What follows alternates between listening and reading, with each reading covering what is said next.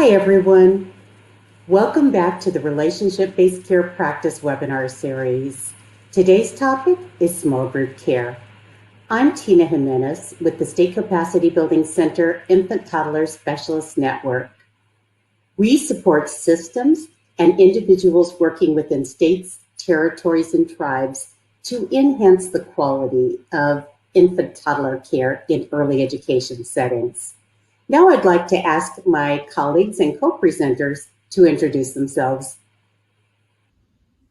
Hi, everyone. I'm Julie Law. It's good to be back with you again. Hello, this is Rana Schaefer. Welcome back. Now we want to invite you to make yourself comfortable and enjoy this exploration of small group care. This webinar series was designed to increase your understanding of how the PITC Relationship-Based Care Practices, the pyramid model, and the third edition of the environment rating scales can work together to support and measure quality care for infants and toddlers. Recall that the 6 relationship-based care practices were intended to work together. Together, they set the stage for meaningful relationships between infants and their caregivers.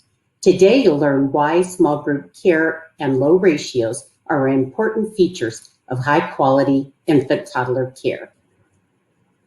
Here are the goals for today's webinar. We'll review the research to learn why small group care and low child-to-caregiver ratios are important. We'll consider strategies to support the implementation of small group care. And we'll reflect on how PITC's relationship-based care practices, the pyramid model, and the third edition of the environment rating scales can work together. We recommend that you allow 1 hour to view the webinar and to complete the associated learning experiences. To prepare for this webinar, please click on the handout icon at the bottom of your screen to download 3 items: the small group care worksheet, the small group care rationale paper, and the PowerPoint. You'll also need to have your ITERS 3 or your FECRS 3 assessment booklets available. Just a reminder that when you click on the handout icon, you'll also see links to additional resources that can be used to deepen your understanding of the content within this webinar. Please pause the webinar, gather your materials, and then resume the webinar when you're ready to get started. Let's consider why small groups are important for infants and toddlers. Why small groups? Why not large groups? Let's engage in a reflection activity to consider that question. We'd like you to imagine that you're a reporter for a network news station, and you've been assigned to write a story about the individuals who are attending a very important local convention. To complete your assignment, you're going to need to get to know and come to understand the individuals who are participating in this convention. How would you go about your assignment if you were in a group with many individuals? How would you go about your assignment if you were in a group with only 3 or 4 individuals? Which task would be easier? Which situation would allow you the best opportunity to get to know these individuals? Please pause the webinar here and complete the learning experience for slide number 8 on your worksheet. Then resume the webinar when you're ready. Welcome back, and thank you for taking time to reflect on this scenario. While we're all different, we can probably agree that it would be easier to get to know the individuals in the smaller group, the group with only 3 or 4 individuals. So now let's think about how this example might apply to infant-toddler caregivers. A primary care teacher or a family child care provider who's caring for a group of 4 children will have a better opportunity to get to know the children in his or her care than a caregiver who's working with a group of 12 children. A smaller group size makes it easier for the caregiver to observe children, to discover their interests, their likes and dislikes, and to adapt to each child's unique temperament tendencies. When small group care is in place, Caregivers are more likely to notice children's cues and are better able to respond promptly to children's needs. Caring for fewer children in a small group setting may also allow the caregiver more time to collaborate with and to learn from children's families. This rich partnership can help ensure that each child is understood and valued. Now I'm going to ask Julie to share what the research tells us about small group care. Julie? Thank you, Tina. Let's look at why small groups are important for infants and toddlers. Research shows that small groups foster secure attachment relationships between infants and their caregivers. As we talked about before, nurturing relationships between children and their caregivers support healthy social-emotional development and are the cornerstone of the relationship-based care and pyramid model frameworks. With small groups and low teacher-child ratios, there are more opportunities for positive back and forth or serve and return interactions between caregivers and children. In a larger group, some of this intimacy is lost because providers are not able to give each child the time and attention they need. Simply having less children in one's care creates the opportunity to have more sensitive and responsive interactions. Research has shown that small groups increase opportunities for one-on-one interactions and individualized care. Individualized care includes learning about the unique temperament tendencies, learning style, and interests of each child. It makes sense that when providers are caring for fewer children, there is more opportunity to get to know each individual child. Children are more likely to have their needs met in small groups, and because small groups are easier to supervise than large groups, they reduce the likelihood of challenging behavior and promote positive relationships with peers. Simply put, small groups increase the likelihood of a quality learning environment for infants and toddlers. With fewer distractions, children are able to focus on their explorations and discoveries. Large groups can expose infants and toddlers to increased noise, busy environments, and other distracting elements leading to overstimulation. Overstimulation can lead to confusion, distress, and challenging behavior. Research clearly tells us that many infants are not able to tune out noise, bright lights, or busy environments. Small groups help to control the level of noise and activity. Therefore, infants and toddlers are less likely to experience overstimulation. The rule is, the younger the child, the smaller the group size needs to be. Practicing small group care supports optimal infant and toddler development and learning and provides a less stressful experience for the caregiver. Small groups promote positive child outcomes. Caregivers who work with small groups of infants and toddlers are more likely to engage in developmentally appropriate interactions that facilitate cognitive and language development. Small group care provides an opportunity for one-on-one communication that supports language development. For example, in small groups, infants and toddlers have more face-to-face contact with caregivers and other children and are more easily able to imitate the speech and gestures of others. This allows children to focus and to tune in to interactions with their caregivers. Small groups and low caregiver-to-child ratios provides time for caregivers to engage in important back and forth interactions with infants, a foundation for language development. As we have shared throughout this series, responsive interactions provide a foundation for healthy emotional development and support infants and toddlers' ability to self-regulate.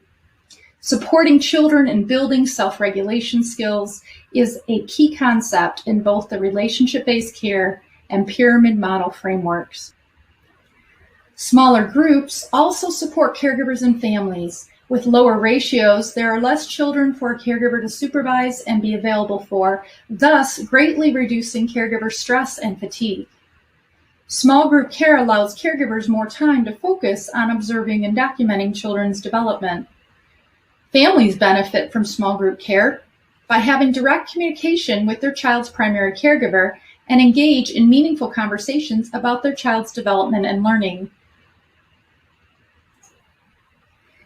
This slide shows recommendations from the pyramid model for supporting the social-emotional development of infants and toddlers. Notice the similarities to the relationship-based care framework. Responsive care, primary caregiving, continuity of care, culturally responsive care, and small groups and ratios are also included in the relationship-based care framework. Let's take a closer look at why the pyramid model recommends small groups and low teacher-child ratios.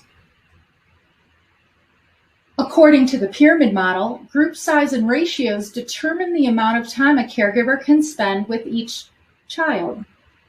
Small groups help to create a sense of intimacy and safety. A rich dialogue between caregivers and infants becomes possible in small groups because there are fewer individuals, less noise, less activity to interfere with a child's ability to learn.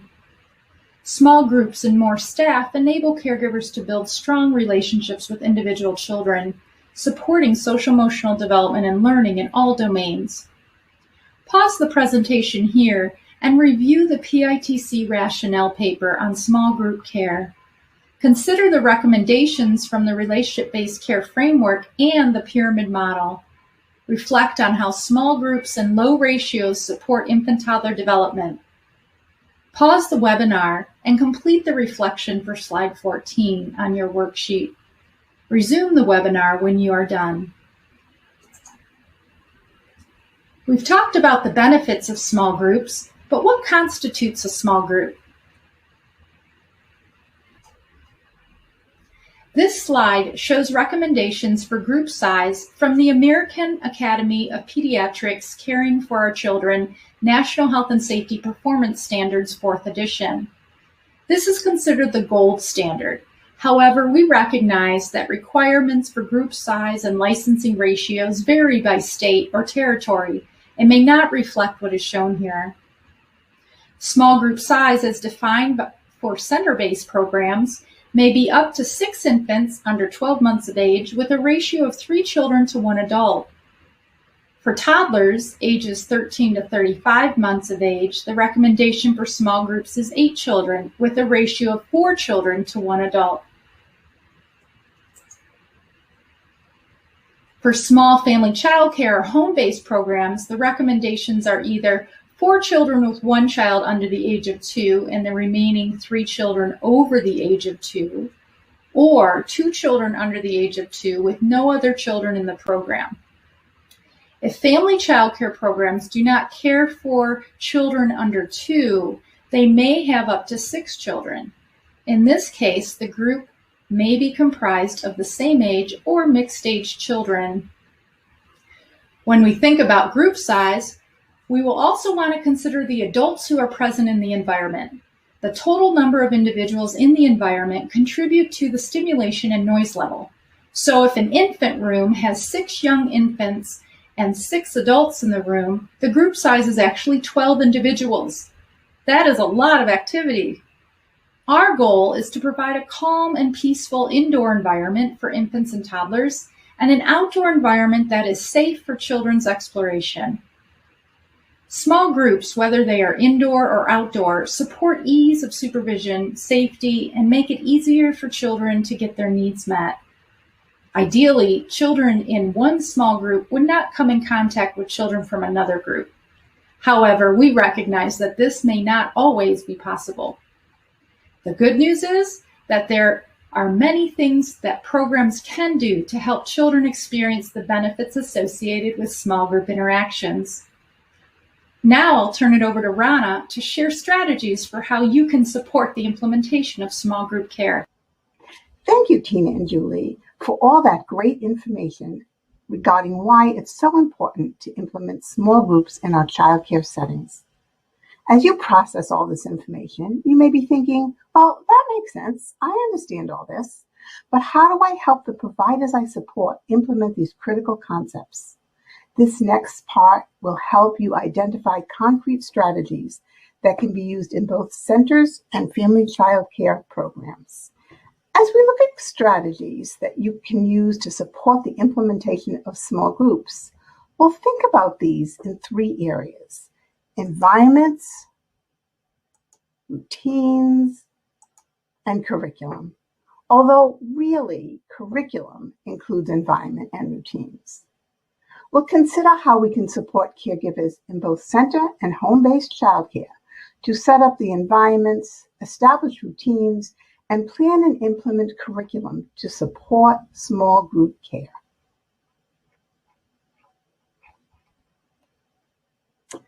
Let's start with the indoor environment. Rather than setting up our space in ways that encourage full group participation during exploration, which many call free play, or discovery, which many call activity time, we can use several strategies that limit the number of children who are participating at any one time. We can use furniture to define specific areas. For example, set up a block area in the corner using 2 walls and a shelf to section off the area. It's also important for the adults to be able to be comfortable on the floor. Use cushions or chairs with no legs that have a back support. The pyramid model suggests these strategies to limit the number of children who access activity areas. We can also use levels to limit the amount of space available in an area. For example, a nook for books for quiet time for just 1 or 2 children. We do still need to create an open area that can be flexible for gross motor activities. Next, we will have a reflection activity for you. This slide, and then the next one, will show photos of a few childcare environments.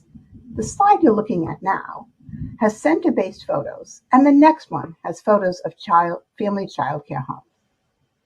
As you look at these photos, consider how this setup accomplishes what we've just discussed and other possible strategies that you may notice. Use your worksheet to document your thoughts. It might be helpful for you to think about the environments you see in your work and note how you could use these examples to support the caregivers you work with. Please pause the presentation and use your worksheet and your learning activity that's labeled Photos, slides 21 and 22, to document your thoughts about how these environments support small group experiences. When you're done, resume the presentation and we'll take a second look together. Let's just do the photos on the first slide first. Okay, now that you've spent some time reflecting on these environments, let's consider, you may have noticed that furniture is used to create smaller spaces that limit the number of children who can be there at any one time. The use of cushions creates a visual and physical division of space. You may also have noticed in the photo on the left the use of a small table for fine motor activities rather than a table that accommodates several children. I'm sure you've noticed other great examples that you can share with the providers you support. Now let's move to the slide with photos from the family childcare environment. This slide shows 3 examples how small groups might be created in a family childcare environment. Again, please pause the presentation and use your worksheet in the same section to document your thoughts about how these environments support small group experiences. And when you're done, resume the presentation and we'll take a look together.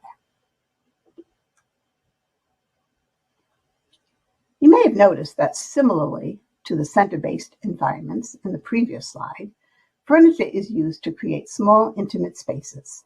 In the upper right photo, shelves and walls are used to create an intimate area for 1 or 2 children.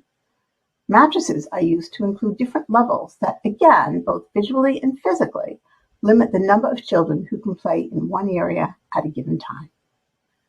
Now let's focus on the curriculum.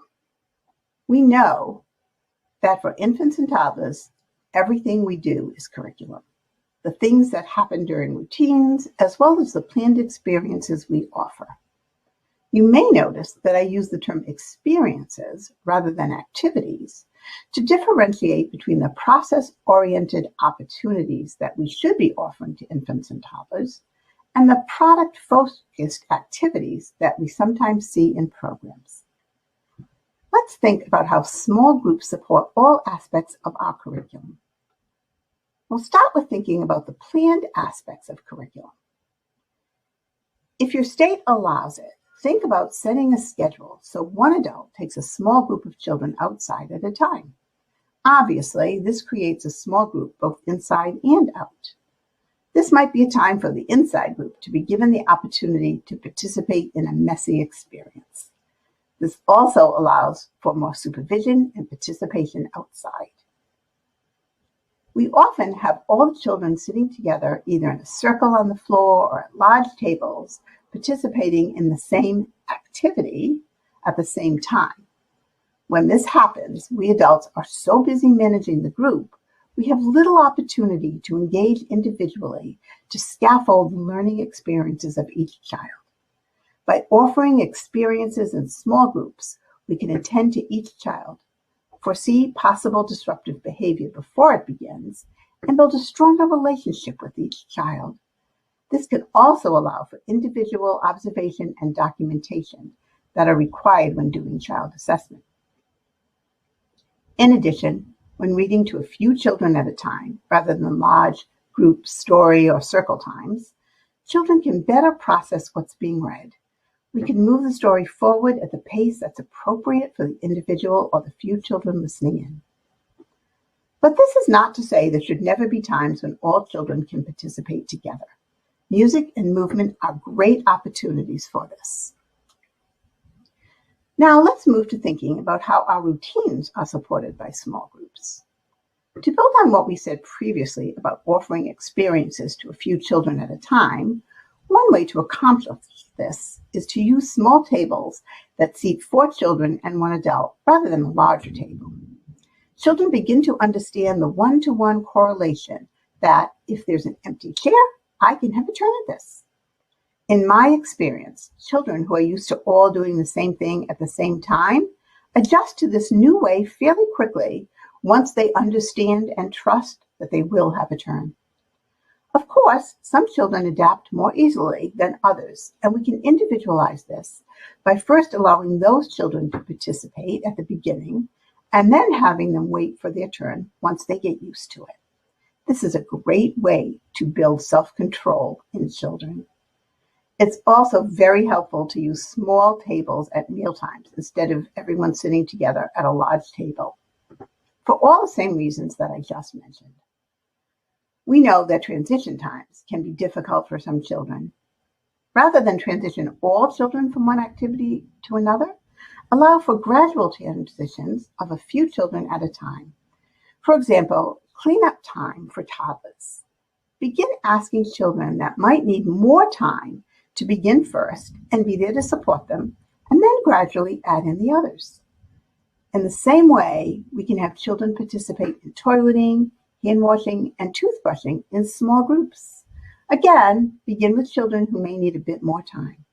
This also reduces wait times and allows us to be more responsive to each child and to better understand their capabilities. In Module 2 of the Pyramid Model, there's a full section about how routines and schedules can support social and emotional development. For examples, routines are an important part of each day. They meet children's basic needs, provide opportunities for learning and development, help develop a sense of security and control, and provide predictability and support competence and confidence. All of these essential concepts are best supported with small groups. As you may know, the Center for Social Emotional Foundations of Early Learning developed a tool entitled Responsive Routines Inventory, evaluating the responsiveness of your routines and schedules. This can be used to help caregivers look at ways small groups can support the development of responsive relationships.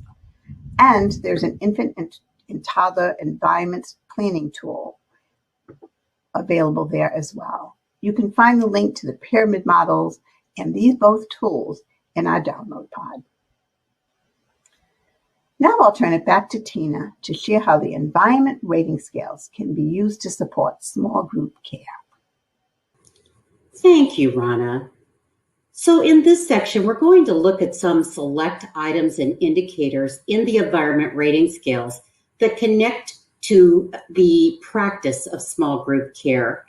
The purpose of this section is to help you identify how the environment rating scales can support the relationship-based care and pyramid model frameworks. This section is not intended to serve as a training on scoring the environment rating scale. Let's start by looking at the space and furnishing subscale. In ITER's Item 3, room arrangement, Indicator 5.1 requires that indoor space must be arranged with at least 2 infant play areas or at least 3 different interest centers for toddlers. This requirement for creating these designated activity areas can help to ensure that children engage in small groups rather than one large group. Indicator 5.2 in both the ITERs and the FECRs require that the arrangement of space must allow for visual supervision of children. As you know, there are many reasons why this is important. Arranging the classroom or the family child care space to support small groups supports ease of supervision, which is important for keeping children safe and helping caregivers observe children's needs. ITER's Indicator 7.4 also requires that a designated cozy area, which is protected from active play, is accessible to children. We'd like you to revisit the learning experience that you completed for slides 21 and 22 and add these ideas for arranging the indoor space to create small groups.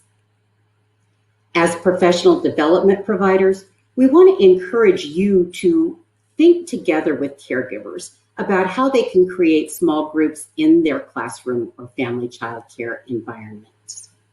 This example is from the language and books subscale. ITER's Item 9, talking with children, and FECR's Item 11, responding to children's communication.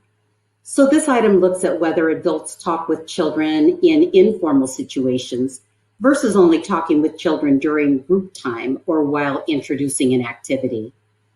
When caregivers talk with children in a relaxed manner throughout the day, it encourages two-way communication, allowing for those back and forth conversations that really do build the child's brain.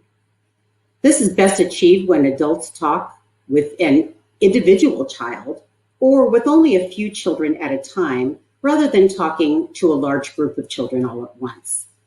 Conversations that typically take place in large groups are more formal and instructive than individual or small group conversations.